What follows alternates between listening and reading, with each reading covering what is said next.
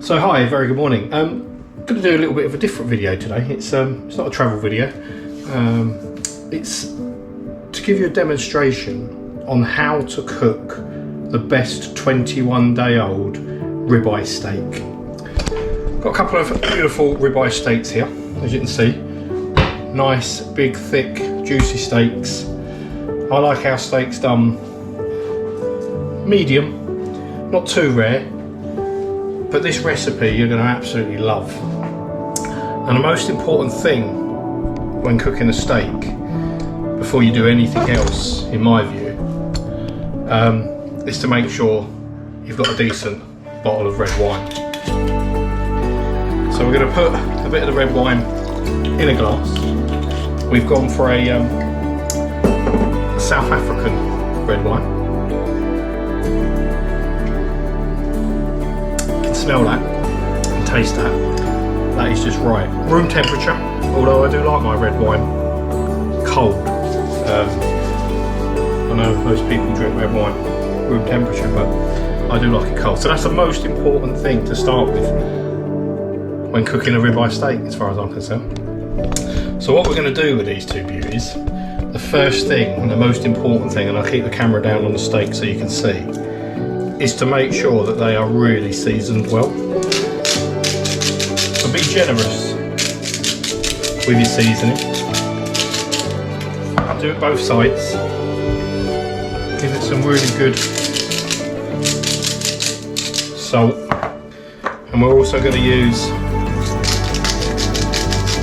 some black pepper. Because trust me, when these are cooked, flavours that are going to come out of the seasoning alone will make your steak completely different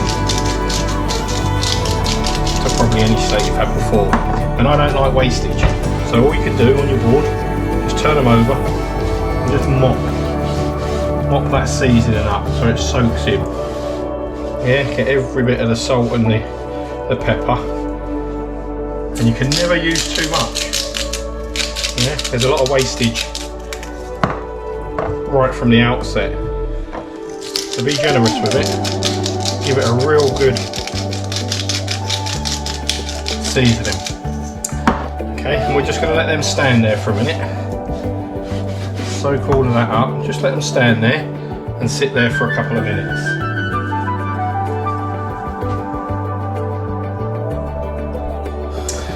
Okay, so we've given them a nice season. You've let them stand and sit there for a while. It doesn't have to be too long. One thing I would say though is make sure your steaks are out of the fridge a good 20 minutes before you're going to cook them, and then when you've seasoned them, just let them sit there for a while. And the next bit of real importance is just give a touch of really good quality olive oil. Just let that soak in there on top of the steak, and use a really good oil. Really important. Again, just to make sure it doesn't stick to the pan, and if you use a good quality virgin olive oil, something like that, should be perfect. And you can probably hear on the pan, I'm just going to put a little bit in there, just get that nice and hot to start with. So you're going to put a bit of oil on both sides.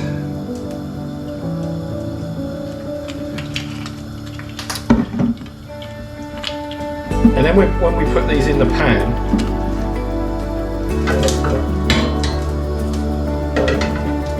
you're going to hear them, just lay it away from yourself so you don't get any splashback. Like that, just lay it away from you.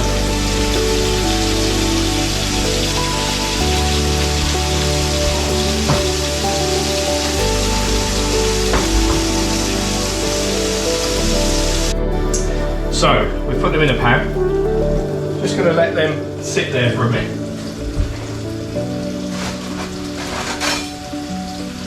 Near them sizzling. Just make sure they don't stick. Just turn them over. You can see straight away they're getting nice and brown.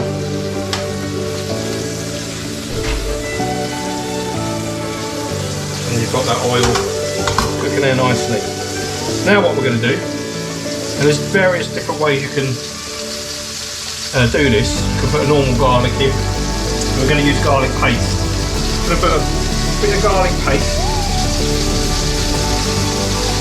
on top of that steak.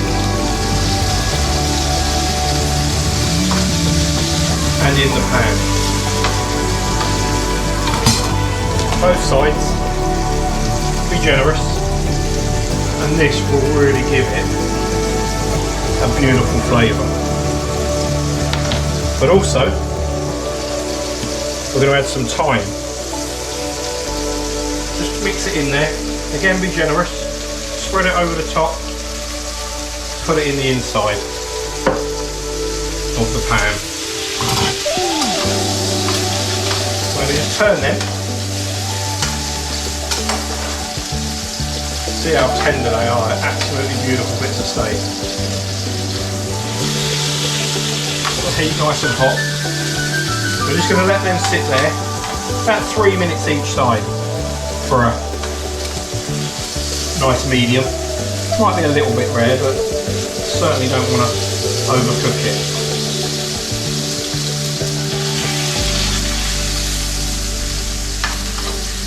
And if on your steak, it's not so bad on the T-bone, but if you've got a sirloin, you've got a nice big thick bit of fat, just turn them on the side. And just let them sear there for a little bit, taking all them juices in. Just helps when you've got a bit of fat on a steak. If you like the fat and you want it cooked properly, turn it on the side and give it a good sear, using all those juices to soak it up. And as you can see, I'm going to colour those. The smell from the garlic and the thyme as well. Absolutely beautiful. We're going to be serving these with some big, thick, chunky chips today. Normally mashed potato is a good good potato to have a steak. But we're going to have chunky chips with these today. Keep searing them. You can feel how tender they are. Nice brown colour.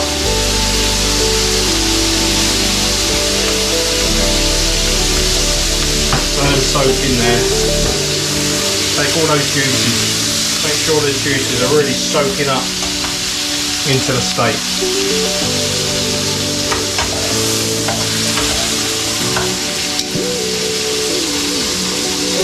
Lovely and soft. No blood, so not too rare. And the most important bit is, again, take them off the heat.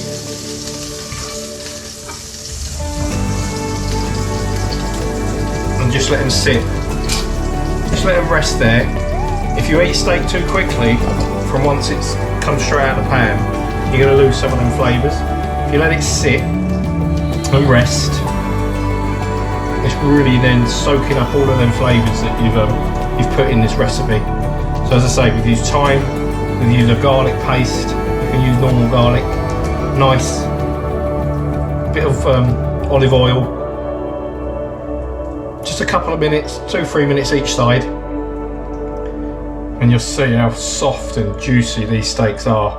And I let them sit there, and then we dish up some nice chunky chips. And yeah, that, ladies and gentlemen, is how you cook 21-day ribeye steaks. And I can assure you that recipe, you'll never eat a bit of steak again. Normally, put the recipe, put the flavours into that meat, and you'll be amazed of how it tastes like. Here's a couple of minutes. I'll set it up on the plate with those chunky chips, and you can have a look. So there you go. Couple of 21-day ribeye steaks with chunky chips. My daughter's boyfriend is very lucky today. We're going to watch the football later on this afternoon. I'm not going today, so we're going to watch it on TV.